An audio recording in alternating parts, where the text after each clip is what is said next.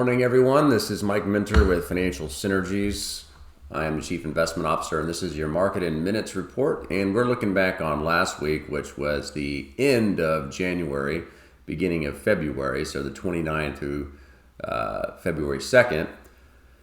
And I still can't believe we're done with January for the new year, 2024. It just flies. Every year it goes by faster and faster. But let's dig in here. Let me get my laser pointer out. Let's see what occurred last week. A good week.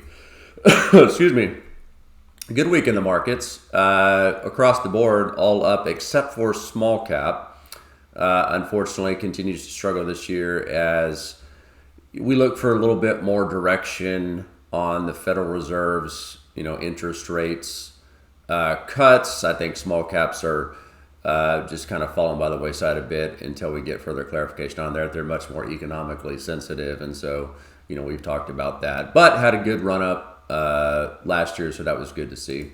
But across the board, just really good returns here. Foreign just basically flat, but year-to-date performance still looking really solid just across the board, again, except for small cap and foreign is roughly flat. But this is nice to see, though, across the board. So S&P, the broad market, up 4%, 1 month into the year. Fantastic, obviously, and NASDAQ as well. And Dow really popped last week. Had some big names there report good earnings and so on and so forth. So did really well. And we'll talk more about earnings too. But so rates last week relatively unchanged. Wasn't a whole lot going on here, honestly. If you look at these numbers from last week, there's barely any change whatsoever. So the 30-year Treasury at 4.3, 10-year at 4.1, the 2-year at 4.4. So we're still in that inverted situation where the front end of the curve is yielding more than the long end, so still technically inverted. 30-year mortgage didn't really budge, 7.19. So wasn't really much rate movement all in all last week. So let's talk about the stories behind what happened. So at the beginning of the week, stocks surged anticipating fourth quarter corporate updates. So updates and earnings basically from the tech companies. So Meta, otherwise known as Facebook, and Amazon reported blowout earnings. And these weren't the only two, but these were some standouts. If you noticed, their performance last week was phenomenal. So Meta and Amazon just absolutely blew it out of the park. Even Apple, there were many other big names last week reporting and did very, very well, better than expected. And investors were looking to the Federal Reserve's 2-day policy meeting. This led to the S&P reaching new record highs on Monday. The market remained relatively stable for the rest of the week until Wednesday, when the Fed announced its decision to maintain interest rates within the 5.25 to 5.5 range. Again, this was not unexpected at all. The decision to leave these alone was pretty much almost 100% consensus. It was just that the news conference and what Powell had to say, the FOMC news unsettled investors who anticipated their rates would remain unchanged. But, here's the but, expected more specific guidance on the Fed's plan to lower interest rates. And Powell wasn't really biting on that, just kind of being a little bit more vague, I think, than the market wanted. But look, that's to me is expected as well. He's not going to come out and say, yes, guys, we're going to start cutting, I don't think that I think he's going to be, until he knows 100% sure this is going to occur in this next meeting.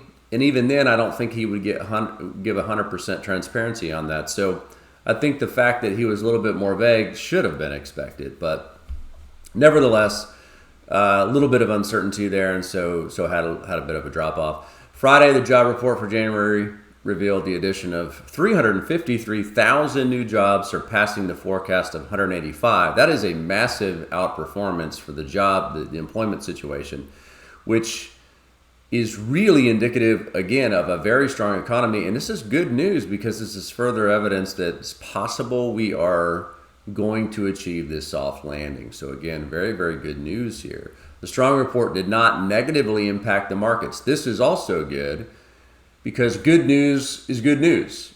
And for the economy is good news for the market. And for a while that had been so flip-flopped. Anytime you'd see good economic news, the market would tank because it was worried about, the rates not being cut fast enough and so on and so forth. So this is good. You want to see good news in good news. So that's a good thing. Instead, investors interpreted it as confirmation of a robust economy. Exactly what we just said. That's great news. So Fed's mixed signals. This is just going into this a little bit more. This is a little bit, this title here, I put that, but really and truly, I don't think they're giving massively mixed signals here, but the market took it that way. So Fed's decision to keep rates steady left investors disappointed as they had been hoping for indications of rate cuts in the coming months. This led to a decline in stock prices on Wednesday, with increased selling towards the end of the trading day. So the Wall Street Journal's headline after the FOMC, that's the Federal Open Market Committee, meeting on Wednesday suggested that rate cuts were possible but not expected immediately. Again, this is, for better or worse, this is what the market didn't like. The FOMC's policy language released after the meeting indicated a subtle shift from considering rate cuts to proposing they could be possible unless inflation became a concern. It's kind of one of those know-nothing statements, they weren't committing to anything really. And I think that's what the market really was hoping to hear is hey, yes, guys, this is when rate cuts are going to begin and it's a done deal. And we didn't get that. So had a little bit of a drop off. Overall, though, you saw the returns. Great week for the markets, all in all. So nothing to complain about here. What's on deck for this week? We have key economic data. Not a ton going on here, honestly. Monday, ISM Services Index. Wednesday, International Trade in Goods and Services, and also the Petroleum Report. Thursday, Jobless Claims, Fed Balance Sheet. In terms of reporting earnings, companies reporting earnings, still pretty big week here. Not as big as last week, but we have McDonald's Corporation, Caterpillar on Monday, Tuesday, Eli Lilly, Amgen, Fiserv, Wednesday, Walt Disney, Uber, PayPal. That's actually a pretty big day.